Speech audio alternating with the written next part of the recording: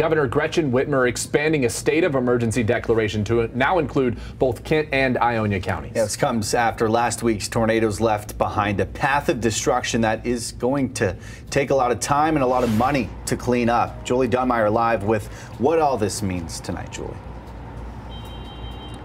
Yeah, Max, as you can see behind me in Grand Rapids, we've still got extensive storm damage throughout Kent County. That's the case for a lot of cities around the area. I know we were out in Alpine Township earlier today. They've still got storm damage.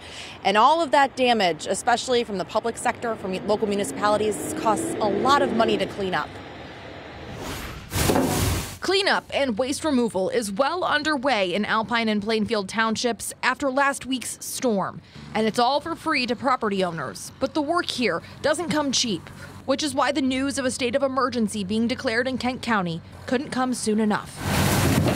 It's just a normal progression within the different levels of government to make sure that an emergency that happened right here in Plainfield Township has the attention of all the necessary levels of government to completely address the problem. This is Emergency Management Coordinator for Kent County, Matt Grosier. He says Wednesday's declaration is part of the process of getting communities help with the financial assistance they need for cleanup. First and foremost, it allows us to seek reimbursement for certain types of government expenses related to the response, the recovery, the cleanup, if you will, of the incident. Overtime costs for any of the government workers involved. So if the police or fire department had to, call the rest of their staff in to respond to the incident, those types of expenses are included. But certainly debris management costs. Money will be used mostly to reimburse local government for costs already incurred as a result of storm cleanup. The payroll for all of the employees that are involved in that response, any damage to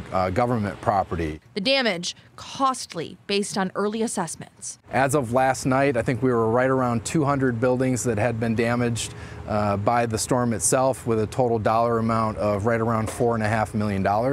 That number is likely to increase. This just one step away from taking things up the government ladder even further to a federal level. We have also asked the governor, in addition to the two declarations that we already have in place, we've asked her for consideration about reaching out to the president and seeking a presidential declaration, because there were so many communities in Michigan that were affected. So as you can see, still a lot of damage across Kent County. I know that there have been crews working incredibly hard to get things all cleaned up and back on track after those storms last week, but there's still a decent amount of the way to go. That debris site that we were at earlier today up on Alpine in Alpine Township, there was tons of people, property owners, dropping off stuff, debris from their yard from the storm damage. At last check, we checked into this. The last time there was an emergency management or an emergency declaration in Kent County was 2019 after some ice storms. Reporting live in Grand Rapids, Julie Dunmeyer, Fox 17 News.